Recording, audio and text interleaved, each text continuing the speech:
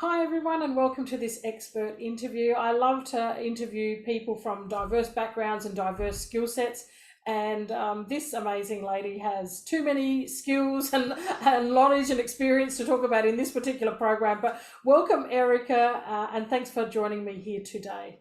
Thank you. And I'm glad to be with you. And hopefully, I can share some of my skills and knowledge that I do have to make people sort of understand your program a bit better and how to make it easier and where to start.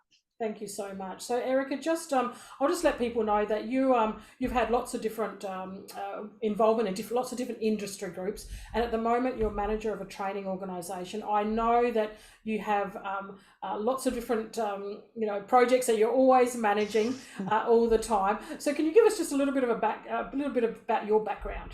Okay, so basically, I run a training organization. We have different projects running all the time. We also do a non-for-profit organization. So again, there's lots of different projects on the go all the time. So when I'm dealing with projects, the first thing I do is write down everything that I need to do. So basically, I will put in my goals. What are my goals? What's my project? So start with your project type, what project it is. Then I go back and I write down everything that we need to do and what is the outcomes for that particular project. Don't So with your particular program, so the program that I went on, I took the very first 30-day goals planner. I took that and I wrote down everything that I wanted to achieve in that. Yeah. The best thing you can do then is go back and review. So review and start prioritizing those particular goals that you want to meet, and give yourself those time frames and those goals to achieve. If you don't achieve them, go back, review, and then set another time frame for yourself. Then eventually you will get it done. And as you're working through your project, you'll find that each goal will change and the outcome and the length of time may change, but you need to keep reviewing and recording what you're doing. Yeah, absolutely. And I think that, to be honest, that's what a lot of people have different processes. And I know that in your particular career currently, you not only have managed multiple projects, but you manage in different time zones as well, because you guys have got lots of stuff happening around the globe, not just here in Australia.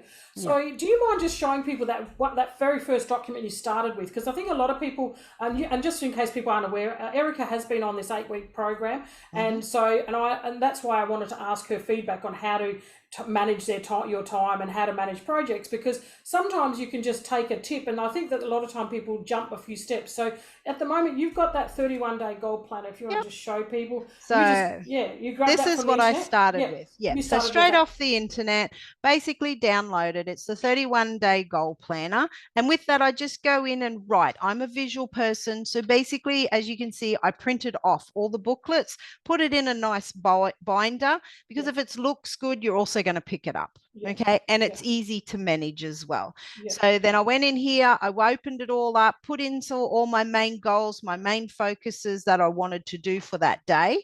But again, at the end of it, I actually put a date and a bracket.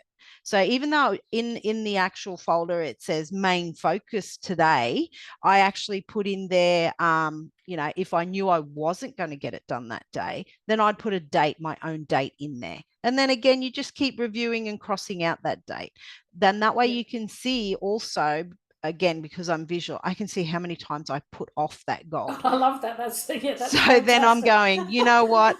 This is really annoying me. This is getting frustrating. I need to do this and I need to do it now. Why? Yes, And then I also start thinking to myself, why am I putting off this goal? yes, Is it because it's too hard? Is it because I don't have the tools or the access to the tools that I need to yes, do this job? So yeah, then it makes you start thinking about other areas that you need to either improve or you need to get access to, or you may need to even just ask questions. Ask yes, someone that question. How do yes, I do this? yes, Because if people procrastinate on something, it's because they're too scared to take that next step.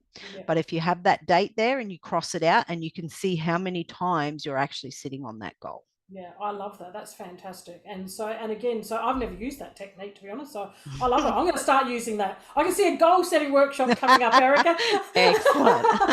But so again, so you basically start right at the beginning. You've Yes. set a goal. How often do you revise the goal at the end of each day, or like what? How? Just for example, the 8-week program. You went through and you said, okay, I want to finish this digital product, or I want to finish watching module 1. How do you, once you've written it down, how do you then go back and revise it? Okay, so then what I did was I printed off the module workbooks. Yeah. I reviewed the module workbook first. I actually put notes in there on what I can do very quickly. Okay. And then I go, well, this one's going to take me a little bit of time because, again, I need to know what tools, or I need to ask questions. Sure. So I actually work through the module and through the book. This is also how we train as well. Yes. So what you do is you get someone, you go through your training book, you have a look, you identify what you currently know. So always pull on your own skills and knowledge that you've already got. Write notes, whether it's electronic and in a system, whether you're using an actual project management planner, or whether you're just writing. I'm very much a pen and write on paper because it stays in my mind, and then I seem to remember a lot more. Other people's may use systems. Use your mobile phone. Use your mobile phone to set reminders for yourself. It could be alarms. Set alarms for yourself to then go, oh, you know what? I've actually got to do this by this time.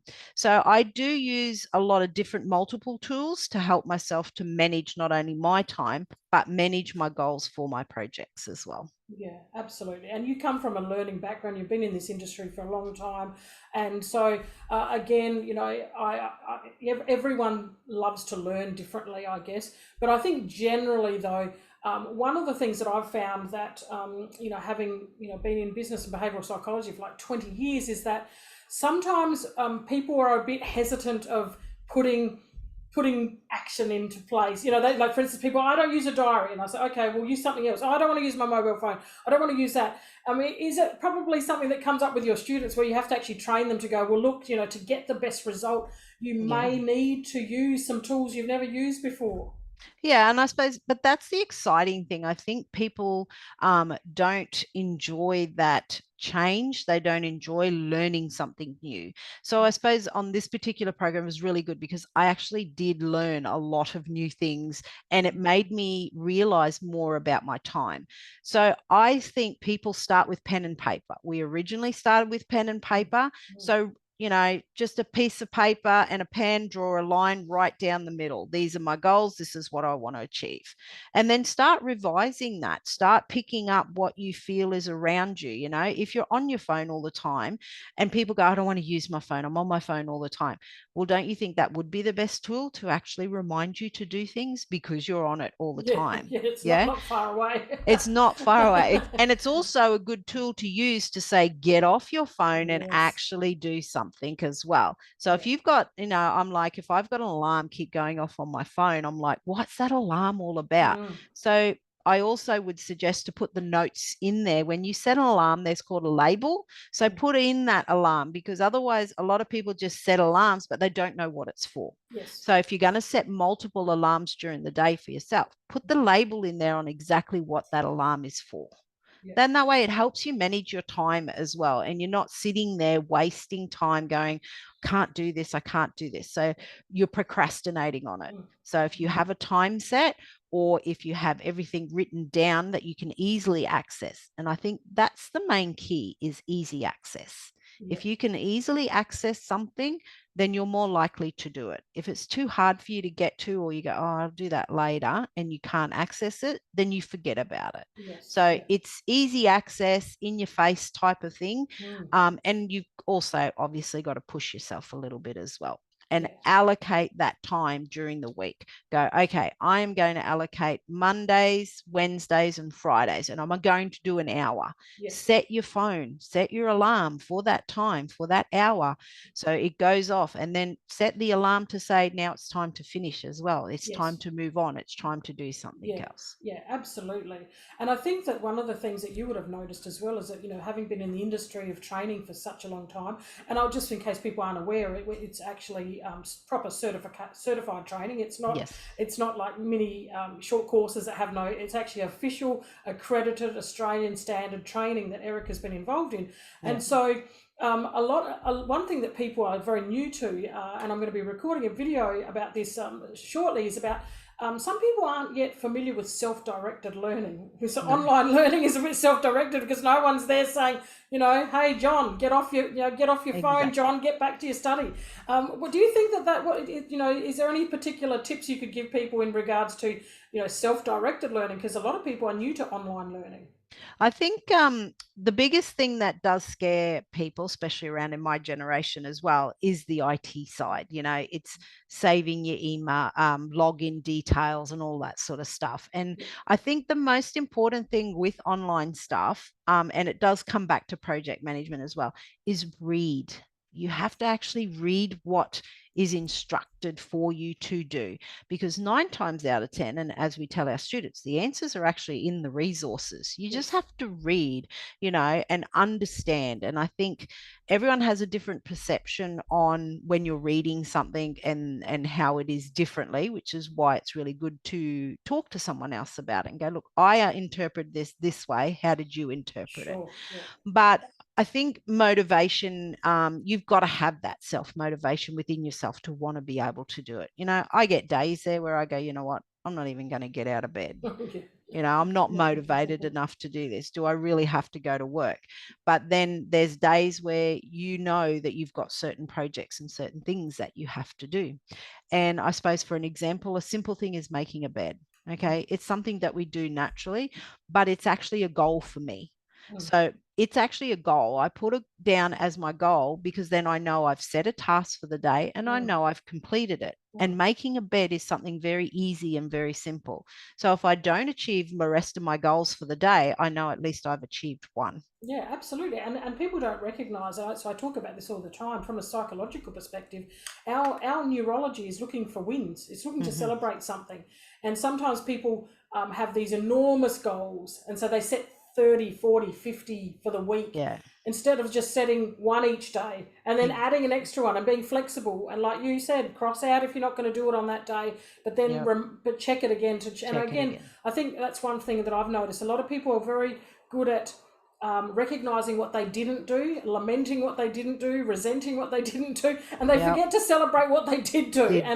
When you focus on something negative, your mind will find many more negative things, whereas rather than saying, I didn't achieve this today, we can say I achieved this and then I went on to do this, and tomorrow I will achieve this. The other thing I was going to say is that for me, a lot of people ask me, why did you how to create fillable fields in a document, because you've given us a workbook in this 8-week program that you can type into. Why did you not give us these books in fillable fields? And I say to people, because just like you, I've got all of mine printed out. I went to Officeworks, which is in Australia, but in overseas different, and I've got those little folders. So so you've got them all printed out, and so I don't start any project until I've printed everything out. Exactly. And then same as you, I actually skim through some of the documents. And in our training platform at the moment, it works systematically where you actually watch the intro video, then you watch the next one, and you move through. But sometimes on a training will skim through things 3 or 4 times. And so again, we're all wired to do things differently. With regards to your online, online training that you guys have yourselves, is there people? I've given people checklists, for instance, to check off what they're doing. Is there any other tip that you could give someone on being able to start and complete, in this case, our 8-week program over however long they want, because they've got access to it for longer than that, but 8 weeks is just trying to get the mind to think, well, what can I do in 8 weeks? Is there any other tips that you could give people with regards to that? I suppose it's also, I'm a very process person. So even though I set a goal for myself and I set my goals, I actually break down my goals again into smaller steps. One of the techniques that I actually use, and I use for my work also, is I have 2 books. Okay. So I have a book where I take all my notes, everything I want to do. I put down all my notes and my questions and everything. Then I'll actually have another book, but that other book will be tasks that I have to complete. So what I do is, and also the other tip is, use 2 different colors pens. Oh, okay. Okay. So I use red to do a box. Okay. I put a red box, and then I'll put what my task is. Once I've done my task, Or if I need to break that task down even more, I'll put little red boxes underneath my task and then I tick them as I go, because it's really, really good to see how much you've achieved in that book by all these ticks. So can I just 1 minute and Yes, I'll show you what I mean. absolutely. So this is my book that I have. So it's a different color book to what I write in. So I make sure there's 2 different types of books so that I can see what I'm actually doing. But you can see here on here, I will have, I'll put the date, but I'll put a little box, and then I'll put what the task is. And then if need to be, I write in red what the outcome was. Awesome. Okay. As well. So if you're a visual person and you need to see it, and I need to see that, and I go, you know what, I don't feel like I achieved much today. But then when I go through my book and I actually see how many pages of tasks, so I've got over 25 task pages here. So if I've had a bad day, I go back and you go, you know what, I've actually achieved a lot of tasks here. And I date them, so I'll do them in a week. So then you can go back. So if you're having a bad day, you go back and look through all your tasks and go, you know what, I actually did a lot of work and I achieved a lot on Tuesday. Right. Then that starts me to think about what was so different on Tuesday. Why did I get to achieve so much? I wasn't interrupted by all my other colleagues.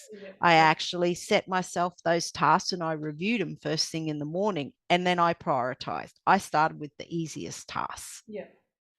Tasks that I had that information for. It might be as simple as I had to send an email off to someone, and I do my tasks as simple as sending an email, calling someone, because then I go, oh, that one's only a 5-minute job. You know what? I'm going to do that now. So then I use the power of now to actually complete tasks, which then makes you feel better later on as well.